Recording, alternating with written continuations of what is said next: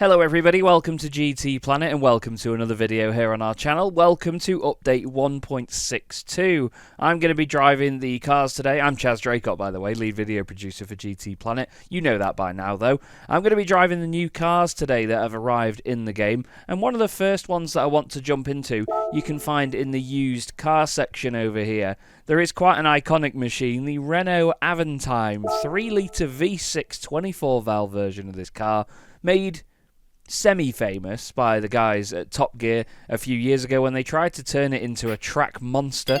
Obviously, in this current guise, it's not going to be the most incredible machine, but I do look forward to driving it though, because it's a huge car with a lot of power behind it, so we're going to go in that. We're also just going to go and purchase the other cars to begin with, so we don't have to keep going in and out so far. I'm not actually going to purchase one of them though, and you'll see why in just a second. First off, we go to America. Chevrolet have given us their new Vision GT car to have a go with. Obviously, they've got a great range of machines in the game anyway, but this is the CX Concept of 2025. I think it's a great looking car. Again, though, a little bit out in the open and a bit sort of over the top, but it's a concept car. That's what they do with these sorts of things. We're going to buy this one, but I'm not going to buy the Vision GT version of it. I think that looks absolutely fantastic, to be fair, though. But we're going to buy this one. There it is, then. I like the rear wing on the back as well. It's quite a classy shaped rear wing, to be fair. But I do like a humongous wing. I really do like my aero, so I tend to enjoy cars with huge wings like the other VGT Concept. The other car is over in the Asia-Pacific region and in the Sony Honda Mobility Afeela range. This time, though, it's the Afeela 1, as opposed to it just being the Afeela prototype. It is the actual Afeela 1. I've driven this one before, but we're still going to get this out, and we're going to send it to the garage for free. That's one of the key elements to take away from this here. The car is free in the game, so you don't have to purchase it or sort of part with any money to get hold of it. It's not the most interesting car in the world, I have to say, but we're going to give it a go, at least give it a drive today on one of the circuits and just see how it is. We'll head over to World Circuits and we're going to do a bit of a build-up in pace here. So I'm going to start with the Avantime. I'm going to take it to a French circuit because why not? And one that I really would like to take it around though is Alsace. I want to give this thing a go around here. And let's take it to... I'll tell you what, let's actually put it in a race. Let's see if we can put it in any of these races, shall we? Is it front-wheel drive? No, it's Japanese FF, Chaz, come on. We'll put it in the Sunday Cup 400 race, because why not? We'll put it in its standard guise. It's going to have a lot more power than a lot of these cars, I imagine, but we'll see what it's got. Now, one of the only unfortunate things here is that this race starts at night, so you can't really see the car that you're driving. But you can definitely feel it. Long fourth gear in the Avantime, and wow, bucket load of understeer. As you'd expect, it's a people carrier at the end of the day. And apparently some of the heaviest car doors in the world on this machine as well. I remember a specific shot of James May talking about it. I think it was in the Grand Tour in one of their later shows that they did. He was talking about the size of the doors on this thing.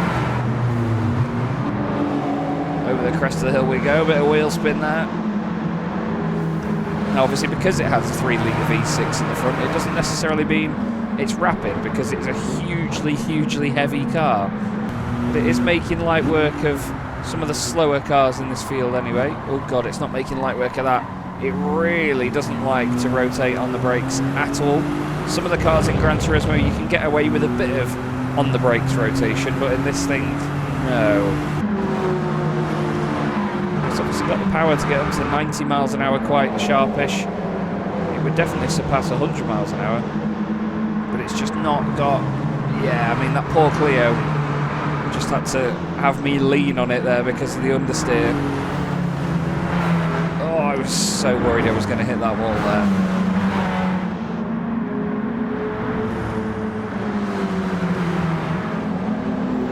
It's not horrendous, though. It does feel like it's just a large hatchback to drive. It's not got a lot of the sort of wallowy nature of a people carrier behind it.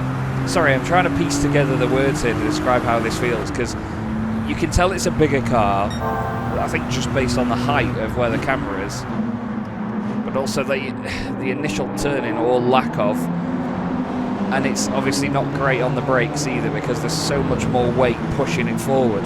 And I think that's why I'm going deep into so many of these corners, you know, because I feel like I'm just driving a big hatchback, so I'm thinking in my head, you know, just brake where you normally brake, but you do have to brake a little bit earlier just to be sure. And mid-corner as well, just to adjust it. But as you see, it's no slouch. I mean, the AI, obviously, not the most competitive in this series of all of them, but I do have to still wrangle the thing to try and get a result out of it. Nice little cut back there on the AI. Oh, wheel spin over the top of the hill. And this is where we're going to lose out, you see. The Audi TT in front of me just getting away slightly. And I think I'm going to have to concede to second place here. I've actually made the apex this time, but then I've gone 4 miles wide of it. And yeah, the TT's going to take the win, but first look at the Avantime, you know, quite impressed with that.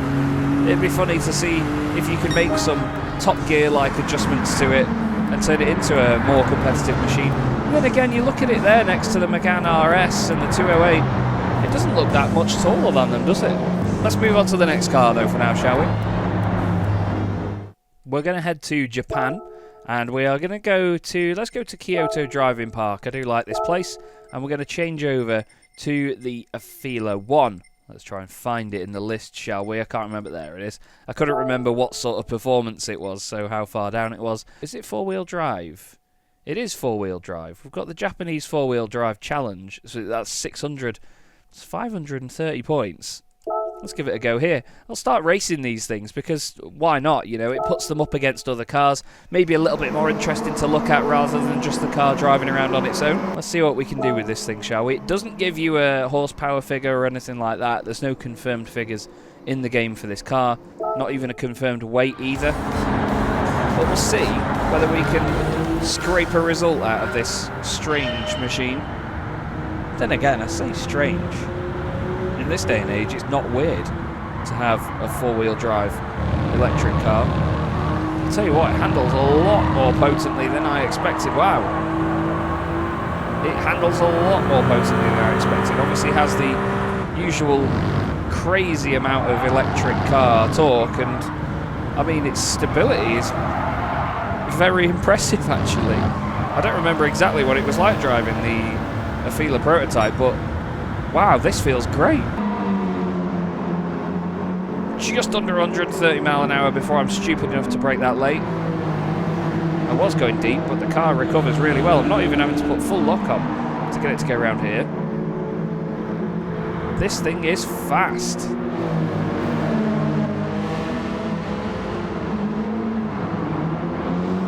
And strangely for an electric car, it feels really good on the brakes too.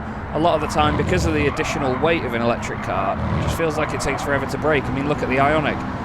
But look at it go.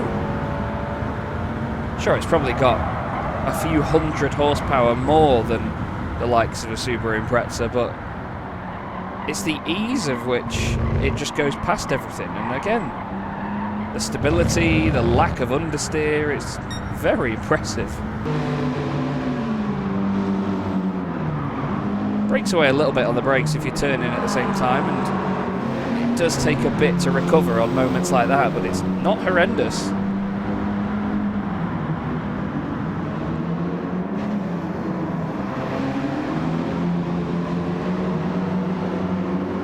And it doesn't feel like it's got that electric car symptom of, you know, getting to 60 miles an hour in 2 seconds and then running out of puff after that. It still climbs up past 110, 120, 125, 130 miles an hour with great consistency.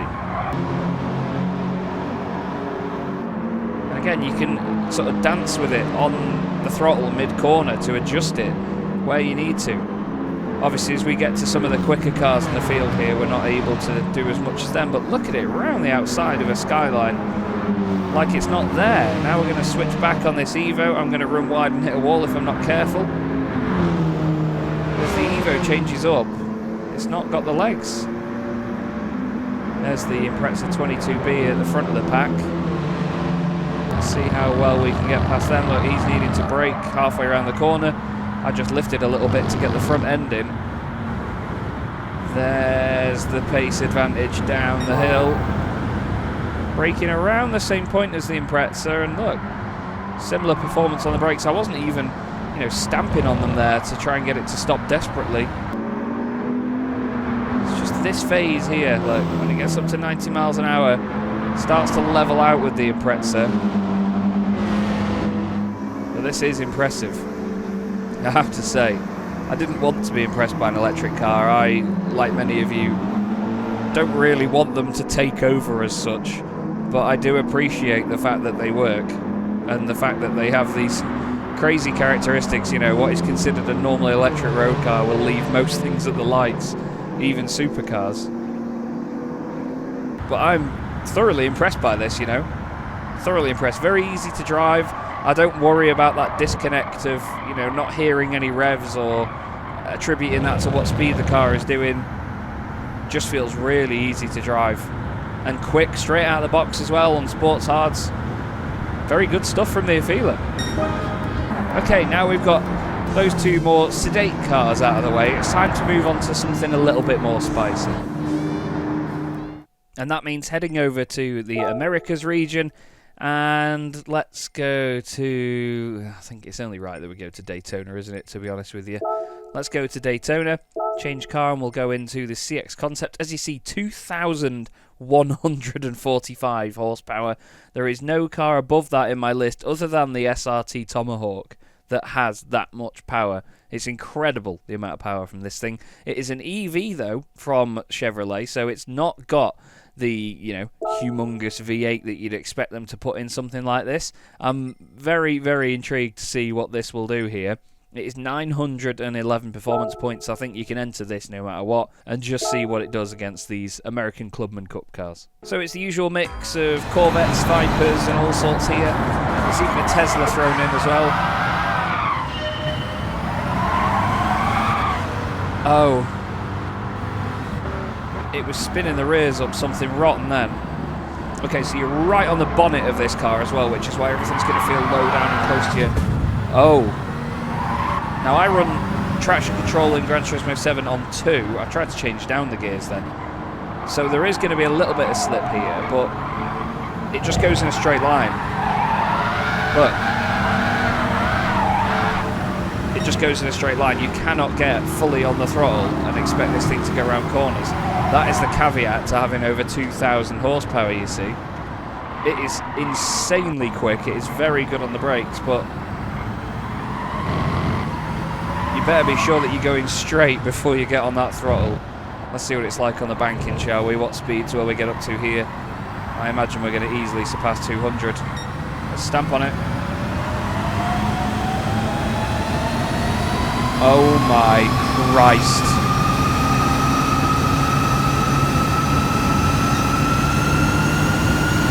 Good Lord, even on the straights it just... Oh, I've overdone it, way overdone it to the bus stop, but what did you expect? Oh my God. As soon as, if you're turning, it kicks a little bit of traction in as this thing holds back itself. Then as soon as I straighten up, watch, it stops at 210 and then I straighten up and bang! It just fires you out of a cannon. It's like it's got its own separate... Oh God, the brakes. It's like crashing into a brick wall. But it's like it's got its own separate traction management system keeping it back, rather than the in-game traction control. It's like it's got its own system to say, you're not going straight here, you're going to have an accident if you put your foot down. Right, ready? We'll just give it a second then, bang.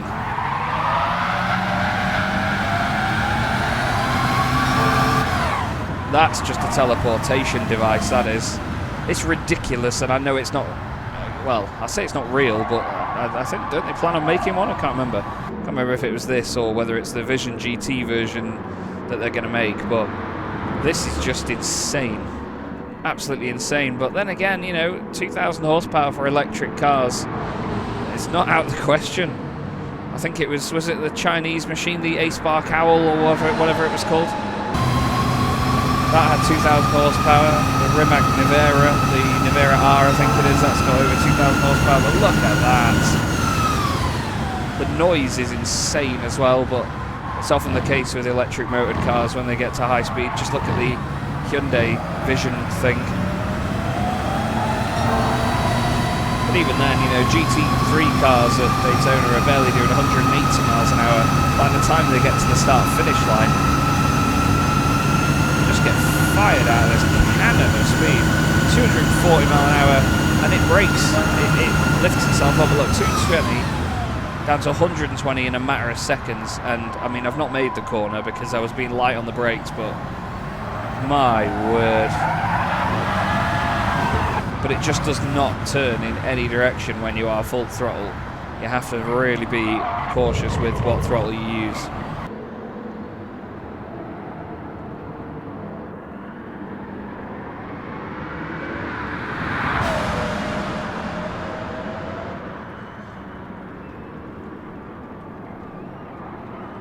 It punishes late braking, I can tell you that much.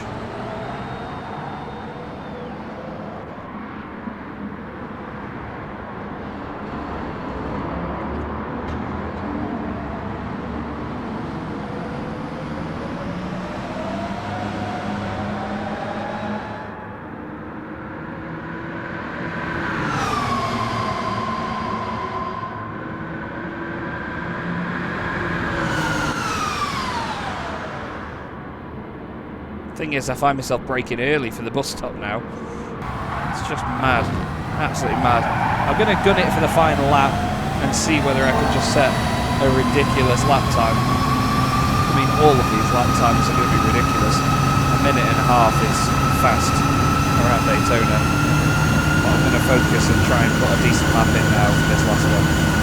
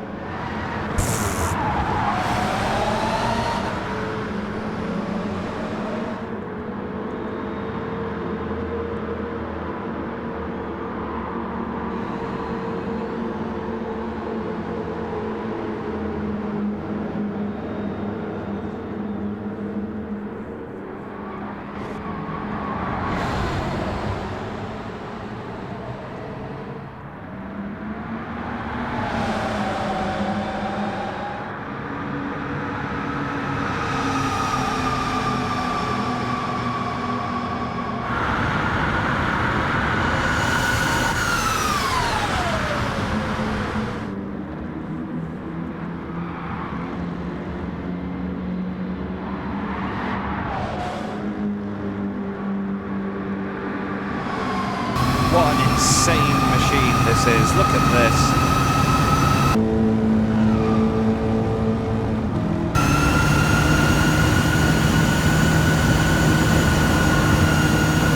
.31.2 in that absolutely ridiculous car. That is, I knew it was going to be fast, but that has blown me away with how fast it is. You know, the main takeaway I've got from that though is it feels like a more realistic, yeah, I know it sounds daft to say realistic about this car, but it feels like the SRT Tomahawk X dialed down one and just made that little bit more believable, because the SRT Tomahawk X, yeah, it's great, but the speed in which you can corner in it, the braking and all that, it just feels a little bit over the top. Whereas that feels like they've made it a realistic version of it. You'll hear me say that on the podcast eventually with Andrew as well, I'm sure. That does, however, mean there is still one car left to go, and we're not going to be taking it on in World Circuits. We're going to be heading over to Sport, and we're going to be doing the time trial here because it's the car that features in the time trial. Simple as that. There it is, Laguna Seca, and it is the Chevrolet Corvette CXR VGT concept. So this is the Vision GT one with the big wing and everything on it as well. We're just going to rent this car, and, well, you can only have it in the one colour. I'm excited to see how different this one is because, as you see, it's still a ridiculous amount of horsepower for the weight of it, but is it going to be a completely different experience because of the added aero, because of the wings and so on? As you hear, that's not an EV. Now it's listed as an EV because it is technically a hybrid, this car, because it does have an engine with gears. It's got a V8 engine in it, which makes a great noise, but it revs so high. Oh my good God. Whoa, Jesus. The brakes are incredible again, but that's the thing for me. That's what makes these cars a bit less believable, is the braking performance. It feels a lot more like a proper race car though, because of that engine. You know, you've got the torque curve, you've got the power curve. It wants to kill you on the higher revs, it wants to snap away from you. It's not as planted as an EV, but wow, oh wow. I'm not going to push it too hard just yet, I'd say that. Just going to get used to it, but it makes a great noise. Sounds, forgive me, a little bit 787B like with how high. You know, the rev ranges and the sound as a result are similar to a 787B. I know it is in no way like a 787B, but the rev range and the tone is very similar. I think it's only a small V8 that they put in it, isn't it? But it's obviously a very high revving one. Jesus Christ, it is just an attack on the senses. But you know what? Easy to manage, I'd say. I don't even know what the silver time was, but I want to try and beat whatever that lap is. This is just absolutely ridiculous. But you know what? Straight out of the box, so much fun. So much fun. My eyes don't feel like they're in my head, but yeah. I've hit that curb twice now. A little bit deep there, maybe. No, a little bit later on the throttle this time around, though, please. Chaz, that's better. I was turning late there. Sorry, not a lot to say here, other than this is a fantastic car to drive. Straight out the bat, you know, I've not practiced this beforehand. I'm not, you know, pretending that I'm some genius or something that can drive this car. I've just jumped in it straight off the bat. And it's so easy to just jump in and drive. Very impressive. I am going to buy this. Oh my days. 107.8 around Laguna Seca. It's just savage fast. Indy cars, I think the old lap records of Indy cars used to be about 1 minute 10s, 111s. Some of the old ones, that is. Obviously, that's probably come down in time. Oh, off the circuit there. Not hit that curb this time. Don't really mind at this point, just enjoying it. What a brilliant, brilliant machine. Makes such a unique noise as well, because it has obviously that V8 bellow about it, but it's also got a bit of a scream to it. Gained a bit of time there. It's the thing in cars that are this fast though, you can gain and lose time so easily. I bet I've not even set a silver time in this thing here. Although then again, I'm very early to the party here from when this time trial has gone live, so maybe it'll be a silver time for now. When the pros and everybody get in this thing and properly put it through its paces, that time will come down. Let's go for one more, because this is so enjoyable. It's so fast. There's just so much going on, but the thing is, it's not a lot going on that you need to worry about, and you know, you don't need to baby it everywhere. You can just kick its head in and go for it. A little bit of a wobble there, but oh, that's better. Look at that. Gained a bit of time there. Down to third. Nice, that felt better. Much better there. Gained a bunch of time. Just had a nice corkscrew. That felt like I got a little bit deep. No. Car saves you. It's very good to you. Oh no, I say that. Oh, I've got well early there to really hold off on getting back on the throttle. I am thoroughly enjoying myself. What an attack on the senses. Oh, I was late on the throttle there. I think I'm okay. I'm still going to shave about half a second off. 107.4, give or take. Wow. Okay. This thing has made an impression. The electric one made a very big impression. But this is just incredible. 2,000 horsepower, 1,250 kilos. So it's what? 1,000 horsepower per ton? Is that right? Maybe, just under. Well, no, it's more than 1,000 horsepower per ton, isn't it? It's nearly 2,000 horsepower per ton. I shouldn't try and do maths, but oh, it's just so much fun. And the fact that, you know, you've got that electric pace, you've got that hybrid ability, but you've got gears and a great noise to go with it as well. It's got all the right flavours and all the right ingredients to, you know, it's a delightful dish of a car. Look at that. I just want to throw it about and kick its head in. I'm just going to carry on. What else is there to do?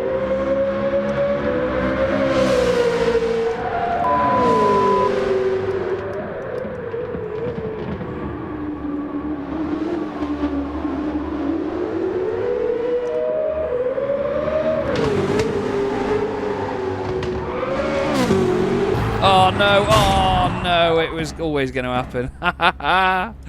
Well, this is the Corvette CXR Concept Vision GT, and I think, like many are going to say, this is my favourite car from the update.